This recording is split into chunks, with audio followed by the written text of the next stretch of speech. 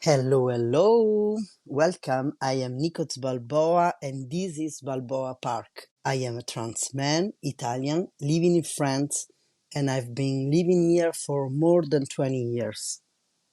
I have a teen daughter and I'm a mom. I'm a tattoo artist and I do graphic novels in Italy and in France. And in this podcast, I want to talk about the creative process as a way of self-knowledge. Welcome to Balboa Park, episode 22. OMG. OMG. This shit is getting serious and I'm still recording from my bed with a wired headphones. And every time I say to myself, okay, maybe I should invest in at least a microphone. But I don't want this to become too serious, and I just want to keep it as a spread of a moment, me in my pajamas talking about the creative process and what creating does to my everyday life. It's been a week since I didn't post on Instagram. I guess it will be the theme of today because I wanted to talk about how to navigate art, creativity, making art when you are overwhelmed and depressed or anxious, or you have ADHD, or you have simply things going on in your life. How do you do? I don't know. I can't hear you, but maybe you can send me a message or comment, or I don't know, wherever is it possible to do in the platform you listen this podcast to. But for today, for now, what I'm doing is I will try to talk about on how I do it. First thing first, sometimes I don't. Sometimes I don't do it. Sometimes I stay and I lay and I watch the ceiling. It's okay. I don't need to add a layer of extra guilt for not being active as an artist, for not posting on Instagram, or for not posting a new episode of this podcast, for example, or sending a new newsletter or something like this. But I know that when I carve this time to go back to my drawing practice or creating image, or even sit my butt on my bed and record this podcast, I know that then right after or while I'm doing this, I will feel way better. I'm still learning to navigate between being active as a creator, like doing comics and illustration and tattoos and my podcast, my newsletter,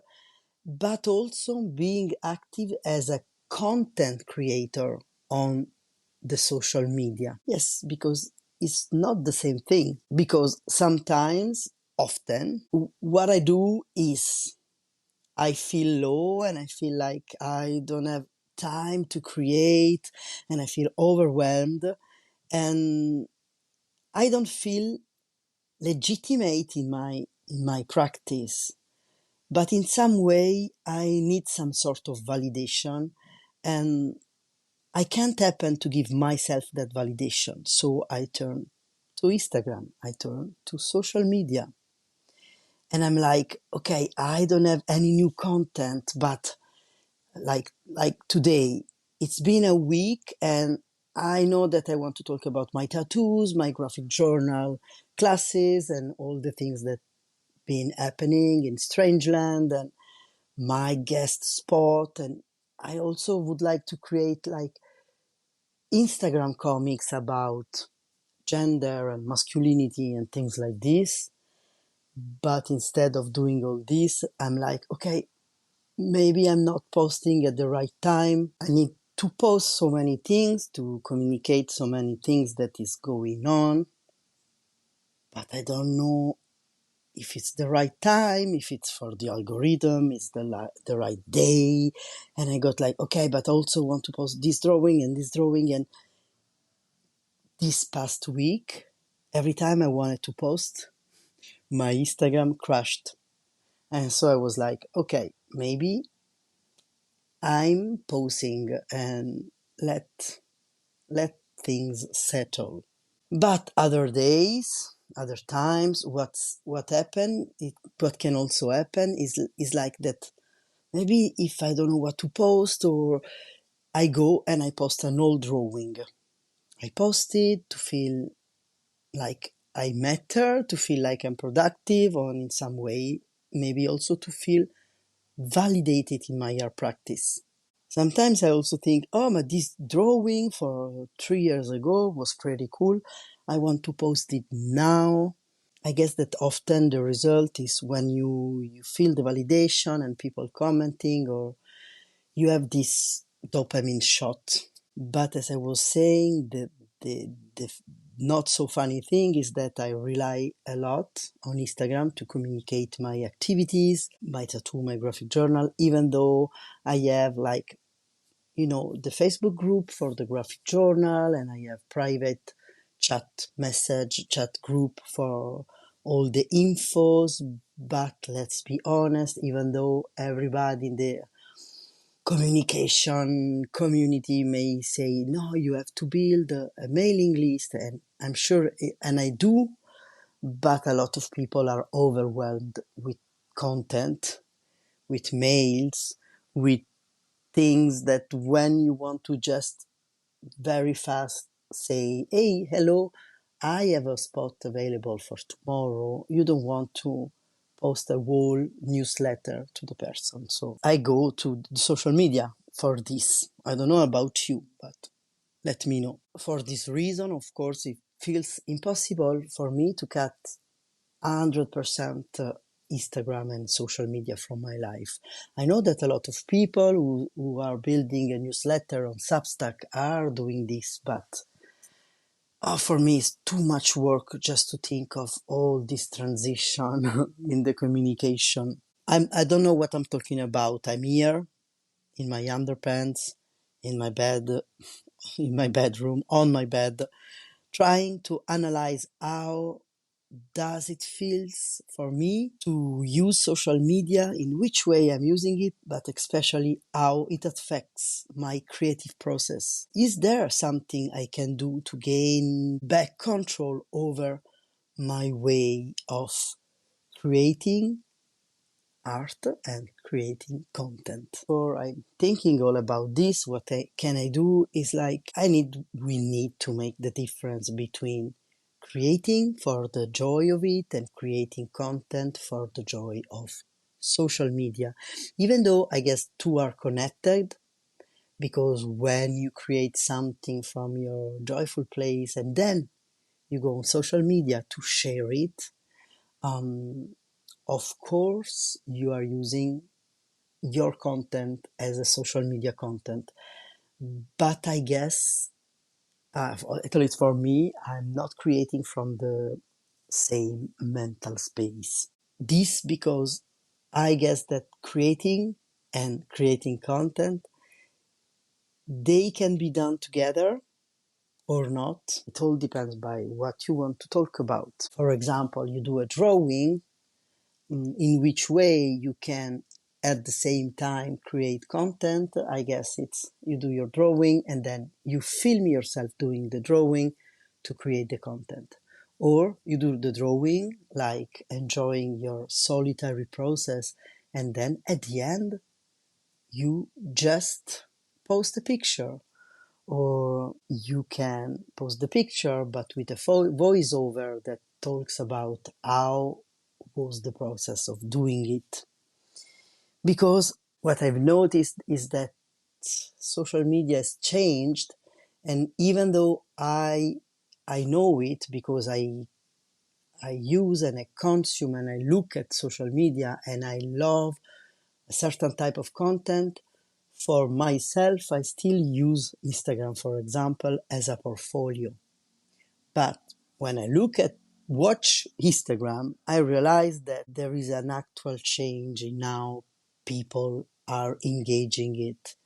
And like, I like seeing posts as portfolio posts, like, okay, just a nice image. This is is cool. But I also like consuming content that explain me how this portfolio image has been made. What was their process? What was the idea behind it? I like to see the studio of the artist, or I like to know more about this. And I don't have an answer to the question, is it good or bad for art production? I just noticed what's happening. And there are also a lot of posts and content of people that are sharing their practice as a way of also teaching some practice. And it's fun, and I like to do it. I like to do, well, I like to see, not to do it. I like to see people who they are talking about the recipe and not just sharing the picture of the meal, or talking about the way they draw, they prepare their canvas, instead of just posting the picture of their painting. But do I want to create content as a professor? I don't know. It felt too much work for me to go on with my consideration. What I was thinking was like, okay, so who's the people who are listening? Who's the people who are watching what I do? Do I enjoy share my process, or do I feel pressured doing it? I'm sharing open questions, and I'm not sure about the answer yet. I guess that what I enjoy is like feeling that behind the screen of my telephone there is people that are engaging with my content, and I like this. I like to feel this connection, and I also like to know that this connection is leading to practicing my work. For example, people who are watching me tattooing, and then they come to my studio and they get tattooed, and I finally get to meet them and get to tattoo them. And I guess that we are getting used to know more and engage more with people we follow. I'm talking for myself. Then probably just posting a picture, it feels like it's not enough anymore. Sometimes it can be exhausting, even though it's fun. To close my consideration, I wanted to ask myself, is it possible to slow the pace without feeling guilty of not sharing content, without having fear of not doing enough in order to pay the bills with my works? And also, like, there is the algorithm that, is it true that can penalize you if you don't post enough? Can the algorithm can the algorithm penalize you also if you are not posting the right colors, the right content, the what people likes? Those are all open questions I'm asking myself. And I guess that what I did until now, it was like, I don't care about the perfect timing for posting. For example, if I feel like it now, I want to post something like one drawing, I do it.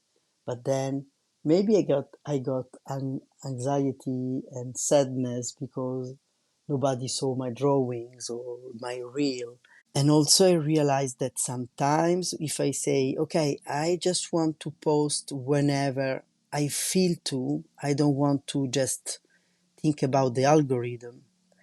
I need to be attentive in posting when I feel to, for real, when I feel joy of posting because I want to share a message, share something. And as I was saying at the beginning, sometimes the motivation behind wanting to post something is search for validation in disguise. I'm doing a lot of this those days, like considering this. So I didn't post for 1 week, and of course I'm posting with my account Strangeland for making it work, but with Nicoz Balboa 1. The rhythm was very slow. And before we say goodbye, I want to ask you, who are listening to